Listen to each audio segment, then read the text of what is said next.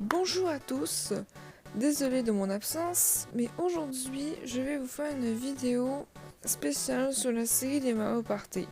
Je vais vous dire quelques anecdotes que j'ai trouvées sur internet en cherchant beaucoup sur internet, sur les sites de forums, etc. Et avant de commencer la vidéo, je tiens à faire quelques petits points. Déjà, je vais parler de Mario Party sur console de salon et non sur les consoles portables, parce que je leur réserve un épisode à eux. Et aussi, je tiens à dire que je vais faire au moins de 1 à 3 faits sur chaque jeu. Mais par exemple, je pourrais parler d'un Mario Party, je pourrais parler, mettons, genre de 2 anecdotes, puis celui d'après, je pourrais en parler de 3. Bref. C'est parti, on commence avec le tout premier Mario Party sous la Nintendo 64. Mario Party était le seul jeu à l'origine de la série à avoir un écran de titre changeable en fonction du personnage qui a gagné le plateau précédent.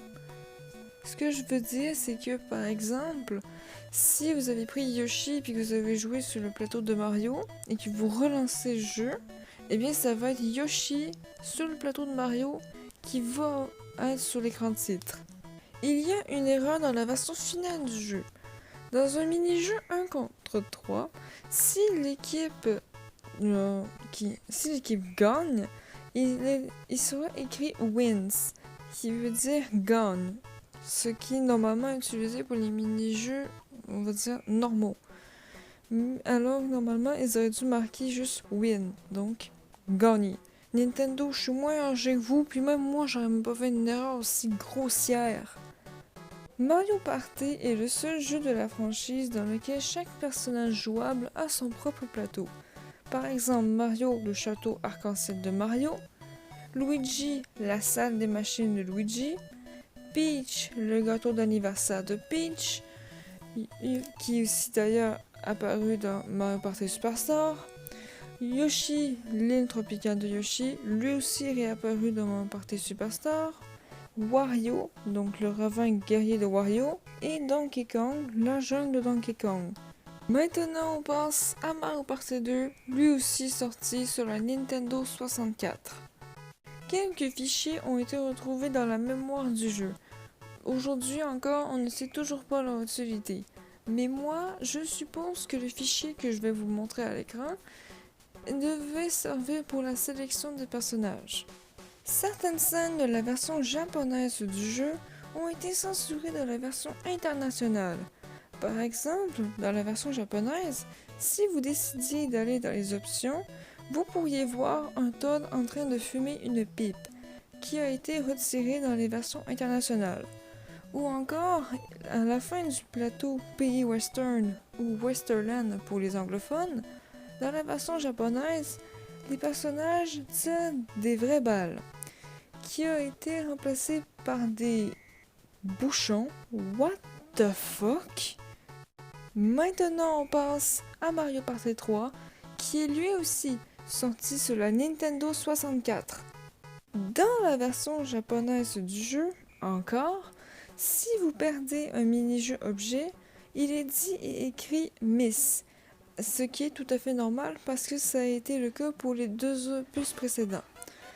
Alors que dans la version internationale, il est dit et écrit Game Over.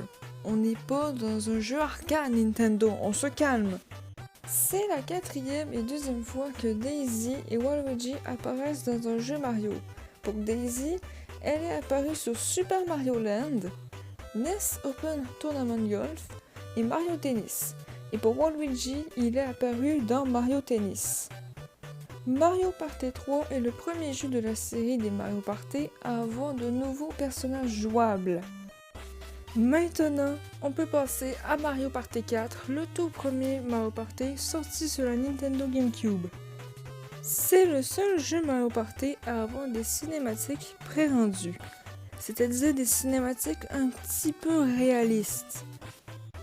À part Mario et Luigi, tous les personnages ont leur apparence moderne. Cela se remarque avec Peach et Daisy.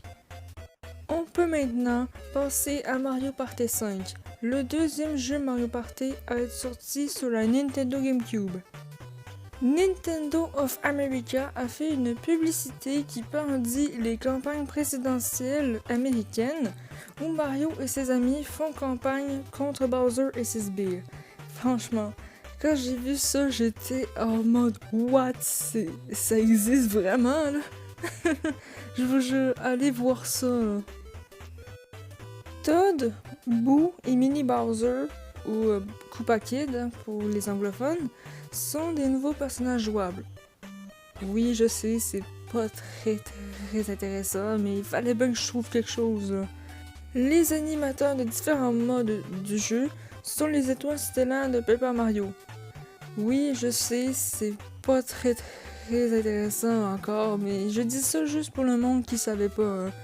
Maintenant, on arrive avec un de mes Mario Party préférés, c'est-à-dire Mario Party 6, encore sur la Nintendo GameCube. Une orbe inutilisée a été retrouvée dans le code source du jeu.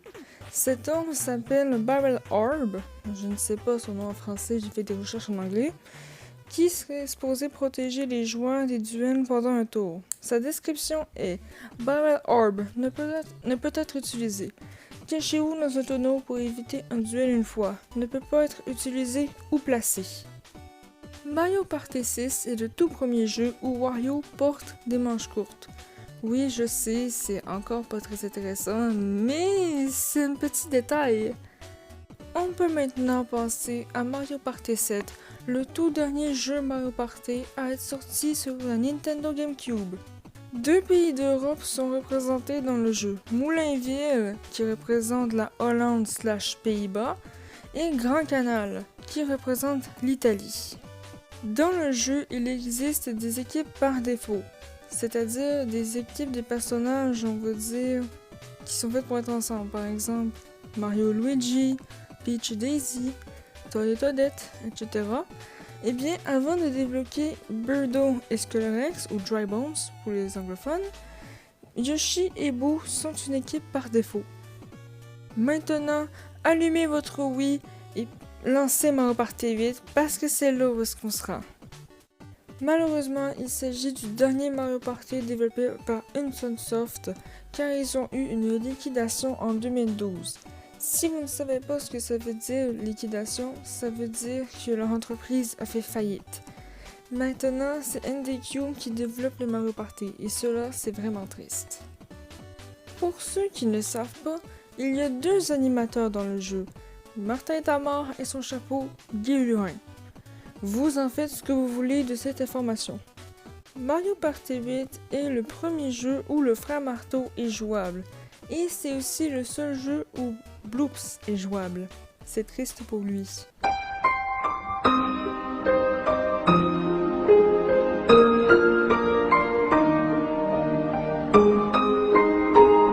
Maintenant, préparez votre véhicule parce qu'on part pour Mario Party 9 sorti sur la Nintendo Wii.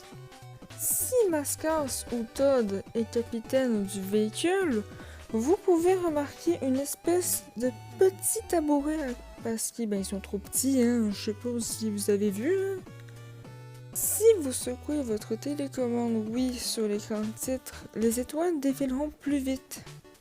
Voilà, j'espère que vous avez emmené avec vous vos amiibo et que vous faites attention à Bowser sur le chemin parce que nous en allons vers Mario Party 10 sorti sur la Nintendo Wii U. Dans le mode Bowser Party, si vous avez choisi Bowser en tant que personnage et que pendant son tour vous appuyez sur le bouton A, Bowser va rugir. Voilà, moi j'ai essayé ça chez moi, si vous voulez essayer ça chez vous, faites-le. Hein. Mario Party 10 est le tout premier jeu de la série à recevoir une classification PEGI 7, alors qu'avant c'était PEGI 3. Les Européens, j'aimerais ça avoir une réponse. Chaque amiibo a son thème qui représente un jeu Mario. Par exemple, Mario, c'est le thème de Super Mario Bros, bien évidemment. Luigi, c'est le thème de Luigi's Mansion. Peach, c'est le thème de son château dans Super Mario 64. Yoshi, c'est le thème de Yoshi's Story. Toad, c'est le thème de Super Mario Bros 3 quand vous rentrez dans une maison Toad. Bowser, c'est le thème de son combat dans Super Mario 64. Rosalina, ou Harmony pour les Européens, c'est le thème de Super Mario Galaxy. En fait, c'est plus le thème de son observatoire. Wario, c'est le thème de Wario Land de Shake Dimension, qui est aussi son thème de victoire dans Smash Bros. Et Donkey Kong, c'est le thème de Donkey Kong Country. Maintenant, revenons aux sources des Mario Party avec Super Mario Party sur la Nintendo Switch. Il s'agit du premier jeu depuis Mario Party 4 où Toad n'est pas jouable parce qu'il est animateur et qu'il anime avec Toadette et Kamek. C'est le premier jeu où le nombre de tours maximal est de 30 alors qu'auparavant il était de 50. Au moment où je fais cette vidéo, la Chine est le pays où le jeu est sorti le plus tard. Partout dans le monde, le jeu est sorti le 5 octobre 2018, sauf en Chine, où il est sorti le 11 mai 2021, ce qui est très récent. Finalement, voici Mario Party Superstar sur Nintendo Switch. Mario Party 7 est le seul jeu à ne pas avoir de musique de Mario Party Superstar qui n'apparaissent pas dans Mario Party de Top 100. Mario Party Superstar n'a pas de morceaux de musique de Mario Party 8, 9 et 10 en commun avec Mario Party de Top 100. C'est déjà la fin de cette vidéo, j'espère qu'elle vous a plu. N'hésitez pas à vous abonner si ce n'est pas déjà fait, liker, partager cette vidéo, ça ferait extrêmement plaisir. C'était tout pour moi, c'était tout pour Lilax. Ciao!